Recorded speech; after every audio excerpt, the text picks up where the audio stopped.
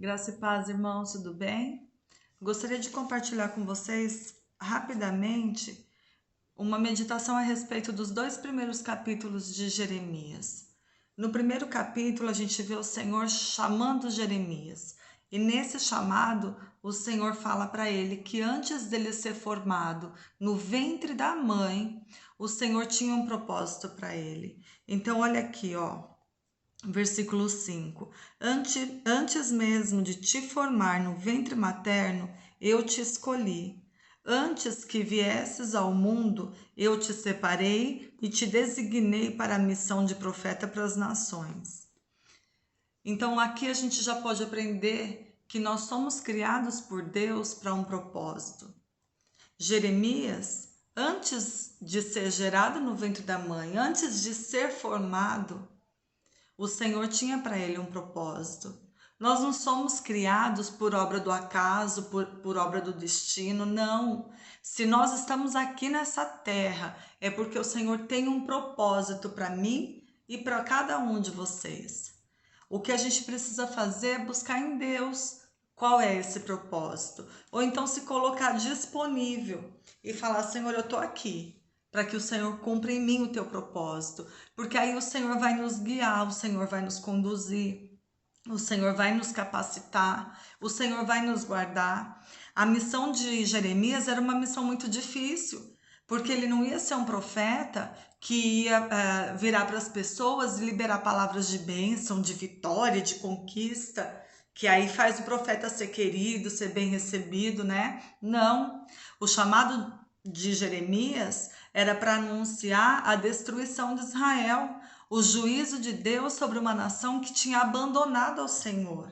Se a gente olhar o capítulo 2, aliás, nesse mesmo capítulo 1, o Senhor reveste ele de autoridade e fala para ele que ele não precisa temer as pessoas. Fala assim que ele, ó, no versículo 18, no 17, prepara-te, cingirás os teus rins, levantar-te-ás e lhes pregará tudo que eu te ordenar.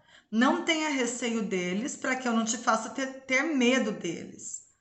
Quanto a mim, eu te coloco a partir de hoje como uma coluna de ferro, como uma muralha de bronze diante da terra. Os reis de Judá, os seus líderes e governantes, e os seus sacerdotes e todo o povo da terra. Eles lutarão contra ti, mas nada poderão contra a sua pessoa, porque eu estou contigo para te livrar. Então, quando nós estamos com o Senhor, quando estamos cumprindo o propósito do Senhor, andando onde Ele mandou andar, falando o que Ele mandou falar, Ele nos garante. Como assim? Ele nos dá autoridade, ele coloca na nossa boca a palavra dele e ele nos guarda e nos protege daqueles que poderiam nos causar dano. Então nós não temos o que temer. E ele deixa isso muito claro para Jeremias. E por que Jeremias temeria o povo? Porque ele traria essa palavra de juízo, uma palavra de destruição. Ele apontaria para o povo o pecado deles. Que pecado? O pecado de ter abandonado ao Senhor, de ter rejeitado ao Senhor. Se você ler o capítulo 2, você vai ver que Israel reclamava, né, quando estava no deserto, que estava num lugar que não era habitado por humanos, que era difícil, que não dava para sobreviver ali.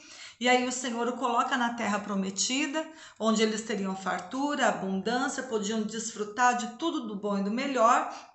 E rapidamente o povo se dispersa, abandona o Senhor, se esquece de Deus e troca o Senhor por um punhado de outros deuses.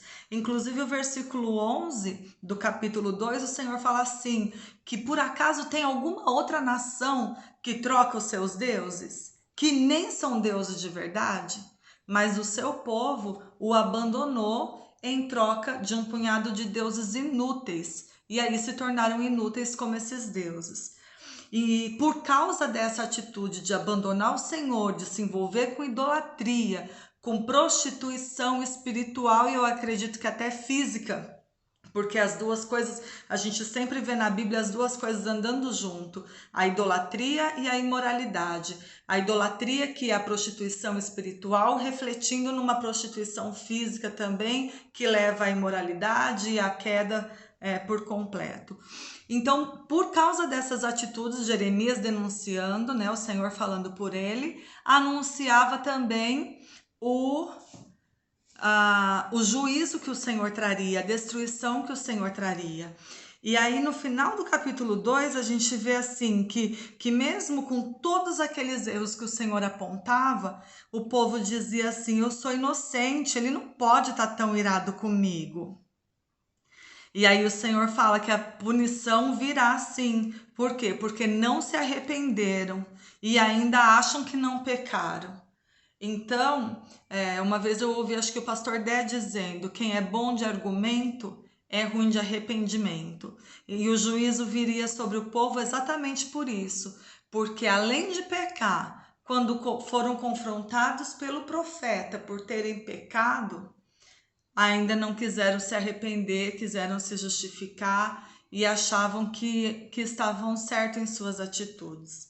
Então, que a gente possa recorrer ao manual, ao nosso manual de funcionamento, como disse o pastor ontem, que é a palavra de Deus para nós, e ser confrontados por essa palavra, pelo que nós temos trocado ao Senhor, onde o Senhor nos mandou estar e que nós não estamos, o que o Senhor mandou a gente fazer que nós não temos feito. Porque se estivermos fazendo o que Ele mandou, se estivermos no lugar que Ele mandou, podemos descansar e confiar que estaremos seguros guardados nele, porque Ele nos garante.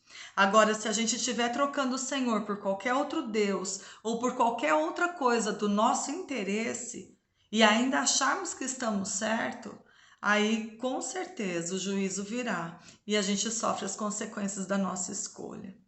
Então, eu convido vocês a ler pelo menos esses 2 capítulos com bastante atenção e deixar o Espírito Santo falar com você, porque tem muito mais nesses capítulos do que eu sou capaz de falar nesses poucos minutos que a gente tem aqui disponível.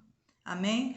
Que o Senhor abençoe a cada um de nós e que a gente consiga estar no centro da vontade de Deus, mesmo que muitas vezes isso não seja fácil, como não foi para Jeremias, mas que a gente possa cumprir o propósito para o qual nós fomos chamados. Amém? Deus abençoe a todos.